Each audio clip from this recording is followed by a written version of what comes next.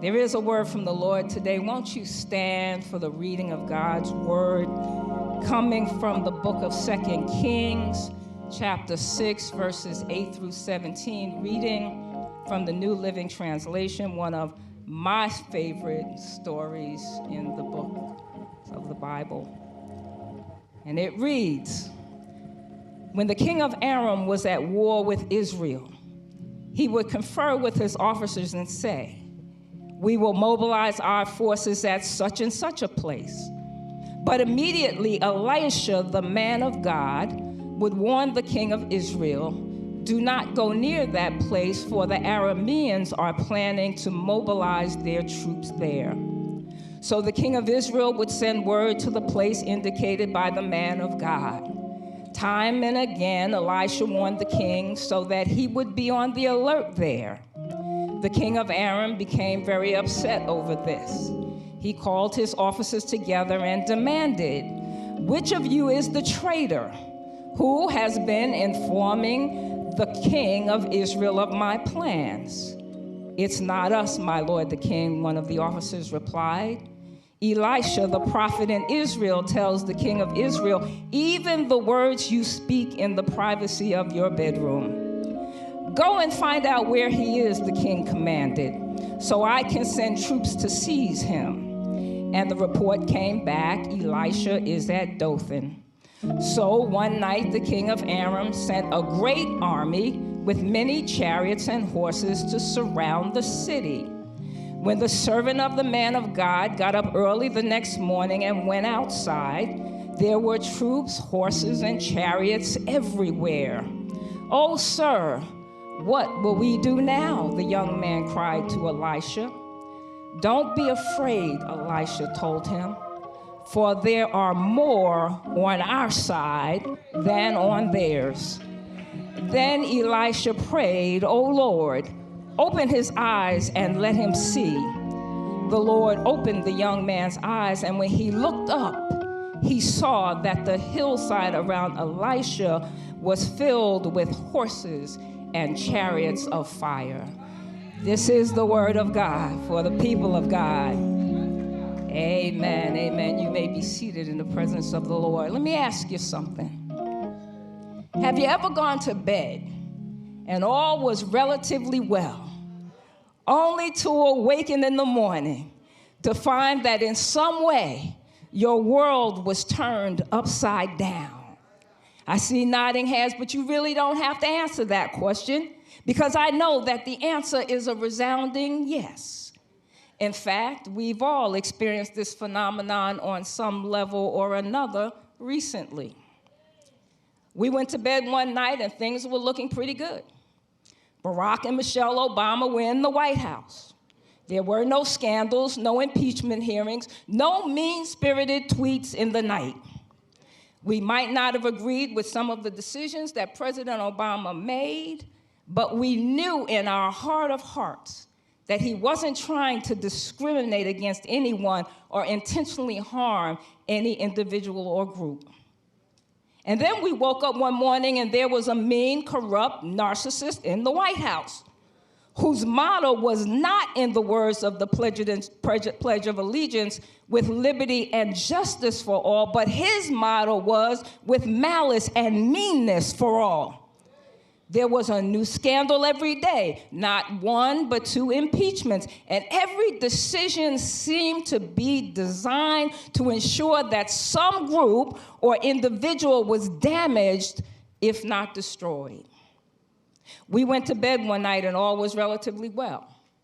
And we woke up one morning and on top of the human enemy in the White House, there was an invisible enemy killing folk in great numbers called coronavirus. And that little devil changed everything. And it's still plaguing us today. And the human in the White House was only interested in maintaining the economy and in preserving his own personal wealth, so he called it a hoax and refused to do what was needed to save lives. We went to bed one night and all the shelves in the supermarket were full. And we woke up one morning and couldn't find toilet paper and paper towels, and meat and goods were being rationed. We went to bed one night and the economy was chugging along on all cylinders, and we woke up the next morning and it had all but tanked. Some of us went to bed employed and woke up out of work. Many of us has gone to bed one night and awakened to a problem that was beyond our ability to fix, to control, or even handle. A loved one was gone. A child had not come home. A husband was leaving. A wife had strayed. The electricity had been cut off for non-payment. The bank was going to foreclose on your house. We went to bed one night and all seemed well, and we woke up the next morning surrounded by visible and invisible enemies. Enemies had crept in and surrounded us while we slept. But then we went to bed one night and woke up the next morning, and it looked like sanity was going to be restored. The mean, corrupt narcissist was gone, replaced by a human with a heart. And for a few nights, we slept well, knowing there would be no scandals, no impeachment hearings. We might not agree with some decisions he'd make, but we knew in our heart of hearts that he wasn't going to discriminate against anyone or intentionally harm any individual or group. He's worked hard to conquer the invisible enemy. He's worked hard to get the economy back working. He's worked hard to reverse the issues left by the mean, corrupt narcissist, only to discover that the mean, corrupt narcissist had left his cabal in place. He was gone, but his spirit was still there. And so today, we live in a country that, in the name of religion, is moving toward a rule of law that says that every baby that is conceived must be born because life is precious. So if a woman is raped or a child is impregnated as the result of a rape or incest, that girl, that woman must carry that child to term, deliver it, and raise it. But that's not my big issue. My real big problem is that when that child gets here, with all its problems, mental, emotional, and or physical, those championing that law are not prepared to do anything to help that child, that girl, or that woman raise it and care for it. Nor are they prepared to take care of that girl and that woman who, as a result of being forced to bear that child, now has to deal with mental, emotional, and physical issues. And not only that, but these same folk who say they revere life say in the same breath that any fool, any person with mental issues has the right to purchase and carry an AR-15 assault rifle whose sole purpose is to kill a massive number of people in a short period of time. And not only can they carry it, but they can conceal it so that you don't even know you're in danger. These same people who say they have the highest regard for human life, many, if not most of whom claim to be Christians, want to torture, destroy, and exterminate individuals identifying themselves as LGBTQ. This is what they apparently think Jesus would do. But I've got news for them. Jesus was not about hating anybody. He was not about destroying lives. Jesus was about lifting folk up out of the muck and mire of their lives. He was interested in saving their souls by showing them some love. How do I know? There's a story of a woman caught in the very act of adultery. Some religious folk brought Jesus to the woman and insisted that she be stoned because that was what the law required. Jesus stooped down and wrote on the ground with his finger as though he didn't hear them. He just ignored them, y'all. But when they kept asking him, he stood up and said, "He who is without sin among you, let him throw a stone at her first." And you know what happened? They all left. And when Jesus saw no one but the woman, he asked her, "Woman, where are your accusers? Has no one condemned you?" The woman answered, "No one, Lord." And Jesus said to her, neither do I condemn you. Go and sin no more. This morning, it feels like America has lost its collective mind. For many of us, it feels like the whole world is against us. And it feels like we're surrounded by a host of visible and invisible enemies, that we're being overrun and overtaken by the enemy, that we're in a battle that we can't win. Well, I want you to know this morning that you can take heart, because we've got some friends in high places. And I declare and decree that everything's going to be all right. If you, like me, Sister Lori, sometimes feel like you're all alone in a world that's gone crazy, I want you to look up this morning, because no matter what it looks like, no matter what it feels like, we don't have to worry about the plots and schemes of the enemy, because we've got some friends in high places, and everything's going to be all right. How do I know? Let's look at our text. Our text tells us that the king of Aram was at war with Israel. Israel was always fighting with somebody. The king of Aram would get together with his officers, and they'd discuss their strategy. They'd talk about what they were going to do and where they were going to do it against the king of Israel.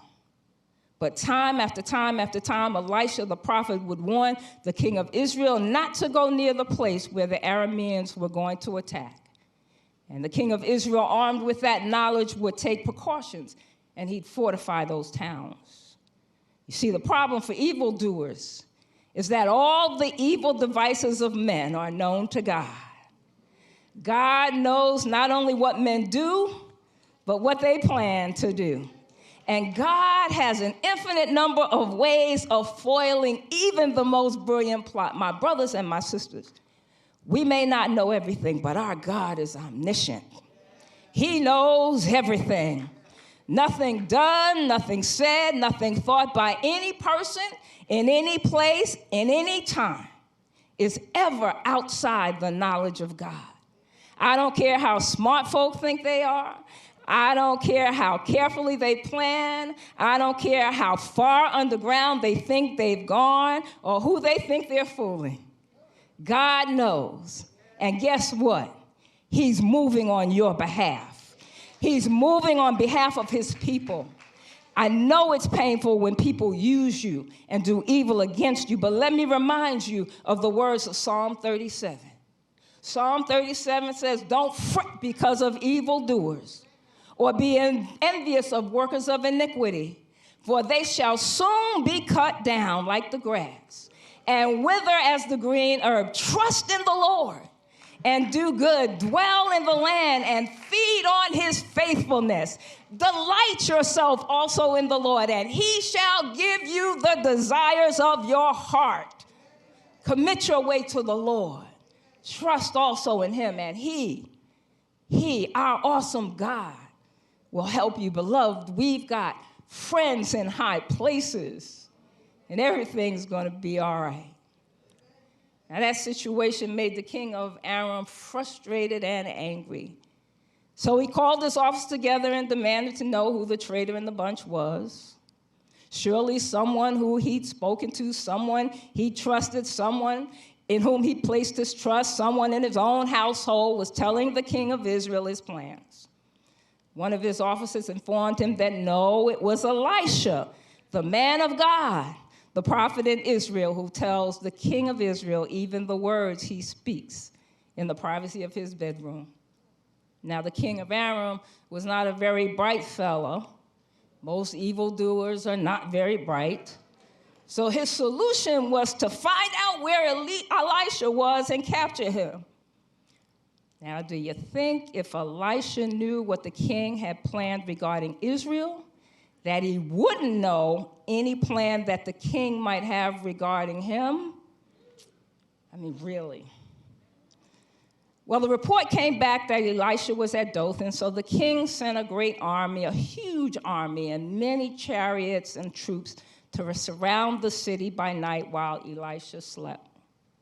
Yes, even though Elisha knew the Aramean army was coming for him, he laid down and went to sleep. Why? Because Elisha knows God's got it. You can do that when you know the Lord. You can lay down and sleep well. This army was no doubt standing arrogantly around the city, watching Elisha sleep, thinking that success was in their grasp. They were waiting for just the right moment to pounce. They just knew they had Elisha now. Just as our enemy, the devil, and the evildoers in our lives are standing around arrogantly, thinking they've got us. What they didn't realize and what they don't realize is that they were about to get got.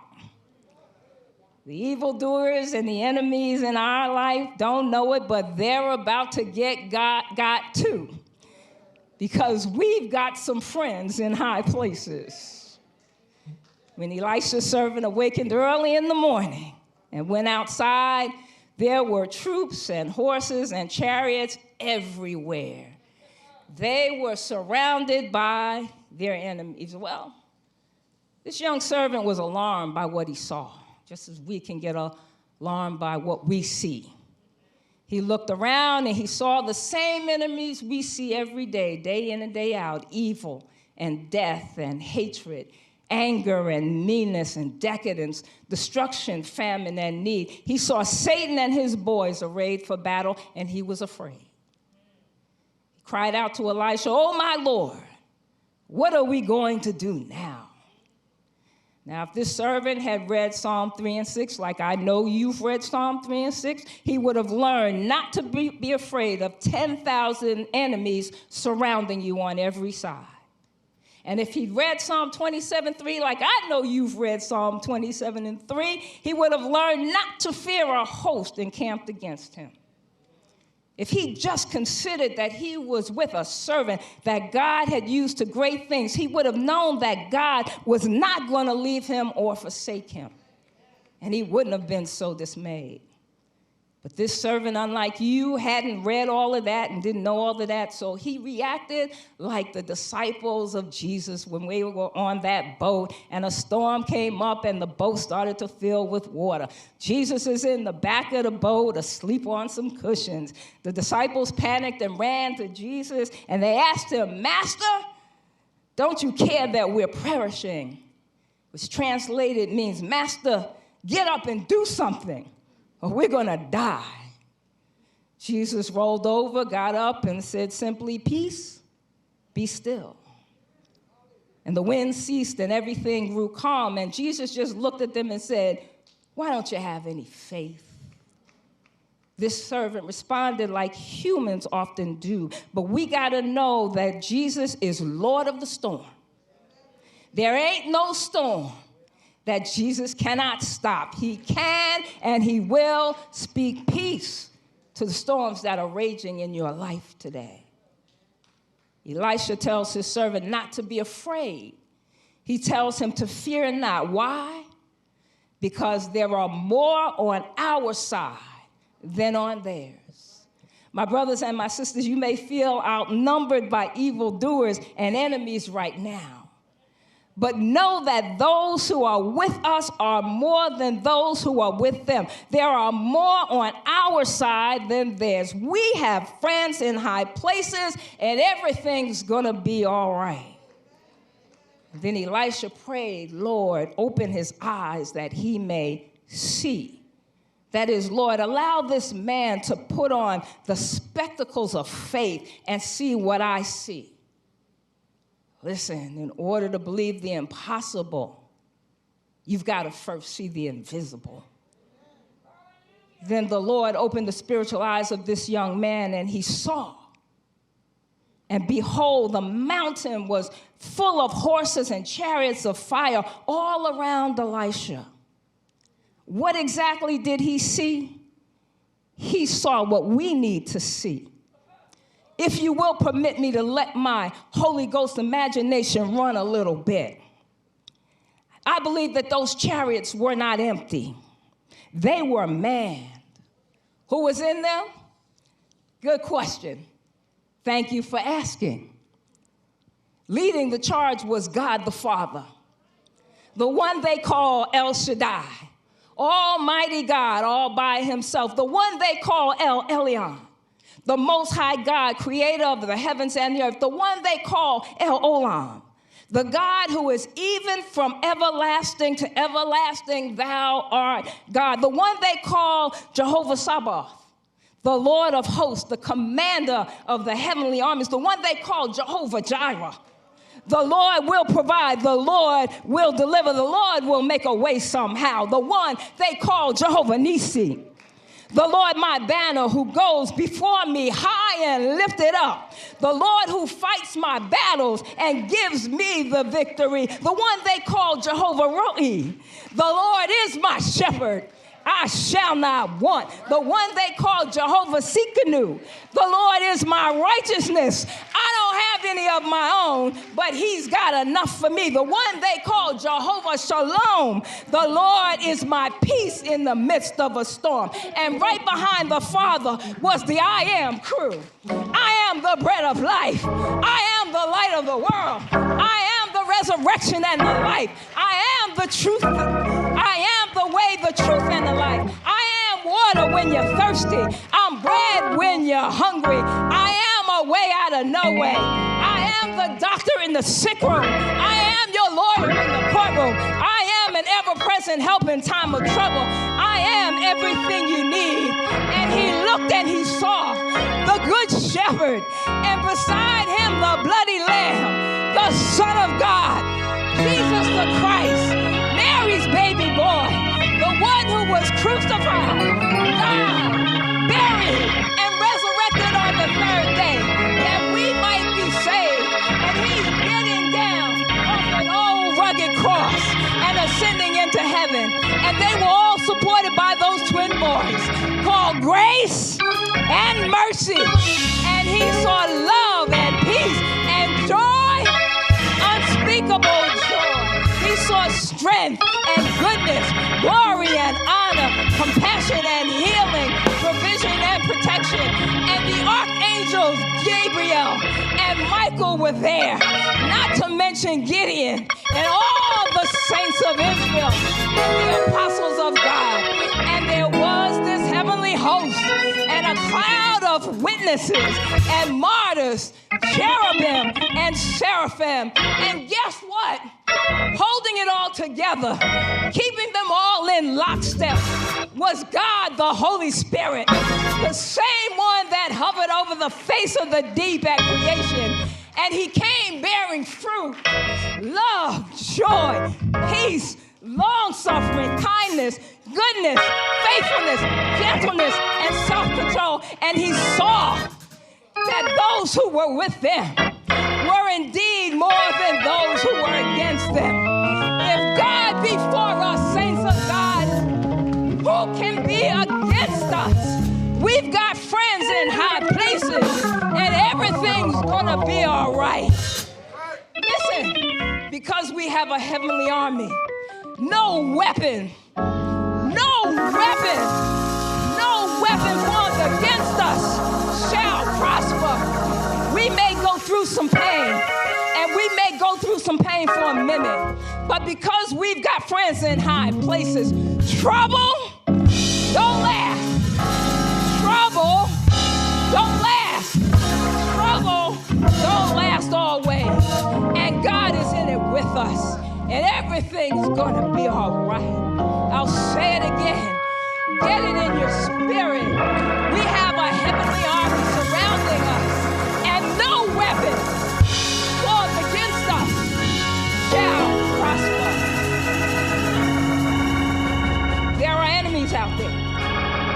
They have names like grief, and economic crisis, greed, discrimination, racism, sexism, lost my job, lost my home, marriage is failing, husband doesn't love me, wife done found a new thing, children acting up, crazy boss, lazy co-workers, lying friends, thieves trying to steal my joy and my peace. Only a fool would deny that they're there. It dishonors God to deny that they're there. But the battle is not yours. The The battle is not yours. It's the Lord's. We have friends in high places. We're surrounded by a heavenly army.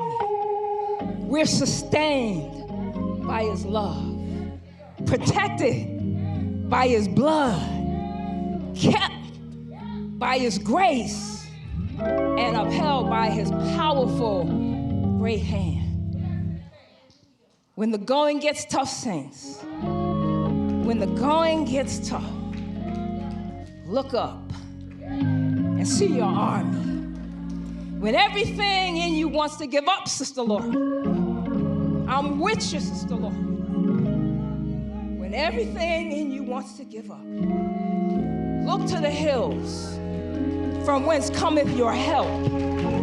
Your help comes from the Lord, the maker of heaven and earth. When you don't think you can face another day, Sister Lori, grab on to the hand of an unchanging God and let him lead you through it. And know that he will. We've got friends in high places, and everything is going to be all right. Amen. If you agree with me and you believe that everything's going to be all right, just look at somebody and tell them, I don't know what you're going through, but we've got friends in high places, and everything is going to be all right. He did it before, and he'll do it again. Everything is going to be all right. Put it in the master's hand and know that everything is going to be all right. When you can't trust nobody else, trust in the Lord with all your heart and lean not to your own understanding. In all your ways acknowledge him, and he will direct your path. I know some of us are tired. I see it through your smiles. But I know you're struggling. I know you're going through. But God told me to stand before you this morning and tell you, whoever you are, whatever you're going through, you've got friends in high places, and everything, not something, everything is going to be all right. If you trust and believe in our God, won't you just wave your hand?